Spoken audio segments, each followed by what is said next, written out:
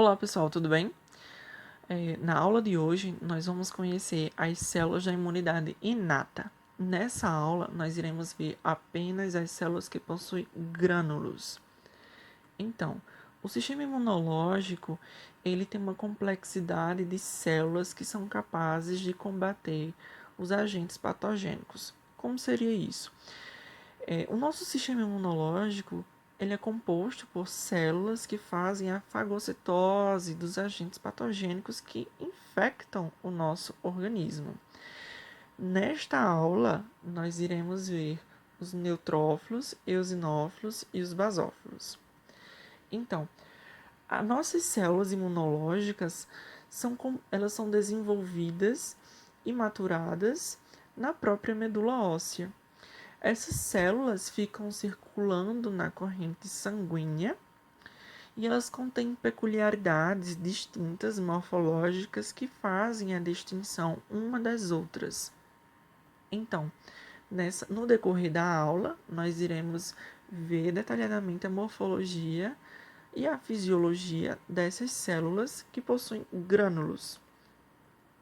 Então, todas as células imunológicas, elas são desenvolvidas e maturadas na medula óssea, mas não só esse tipo de célula é desenvolvido na medula óssea. Os glóbulos vermelhos e plaquetas também são produzidos na medula óssea. Começando com o neutrófilo, eles são desenvolvidos na medula óssea e eles são a primeira linha de defesa do nosso organismo. Ele possui um tempo de maturação de 14 dias, ou seja, para ele ser desenvolvido no organismo é necessário pelo menos 14 dias. Então, eles ficam circulando na corrente sanguínea por 7 horas e nessa circulação sanguínea ele atrás de algum agente patogênico para consequentemente fagocitar.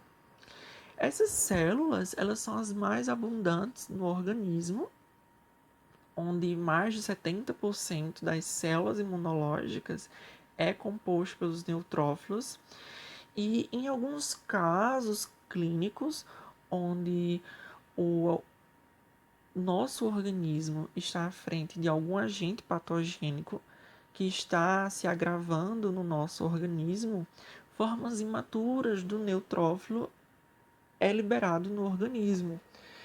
Mas muitos neutrófilos em apenas algumas regiões específicas do nosso organismo podem causar alguns danos teciduais, porque essas células liberam enzimas capazes de destruir os agentes patogênicos e que, consequentemente, poderá danificar os tecidos.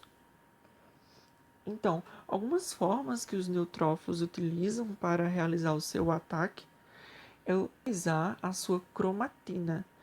Dessa forma, ele utiliza como uma espécie de rede para posteriormente neutralizar o agente patogênico. Os neutrófilos eles possuem suas fases de maturação, onde ele tem toda essa contextualização de fases da sua maturação, onde primariamente ele é iniciado por uma célula de mieloblasto, que posteriormente vai se tornar um promielócito, mielócito, metamielócito, bastonete e os segmentados.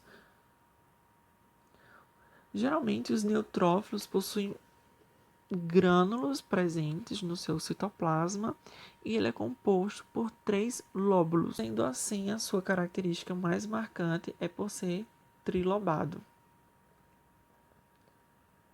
Falando agora sobre os eosinófilos, eles são células para defesa do organismo contra agentes parasitários. Ele também está relacionado a processos alérgicos e a asma. Então, quando o nosso organismo está à frente do combate contra agentes parasitários, o número de eosinófilos ele se torna abundante na circulação sanguínea. Então, os eosinófilos eles são circulantes na corrente sanguínea.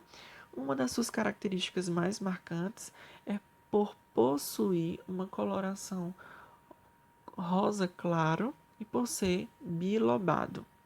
Eles permanecem na circulação entre 8 a 12 dias.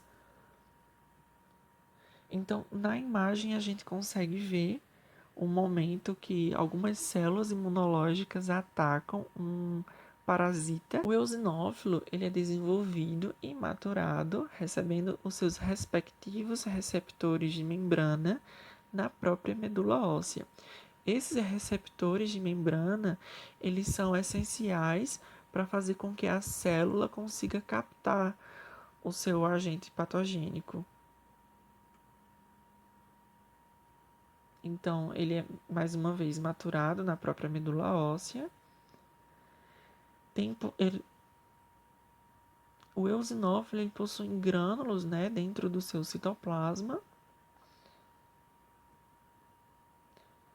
Agora, falando sobre os basófilos, eles são encontrados em pouca quantidade no nosso organismo, mais ou menos 1%. A presença de basófilos abundante indica alguma patologia que deve ser investigada. Eles são circulantes na corrente sanguínea e normalmente eles liberam histamina, heparina e serotonina. E uma das suas características mais marcantes é que, de fato, eles têm muitos grânulos presentes na sua morfologia.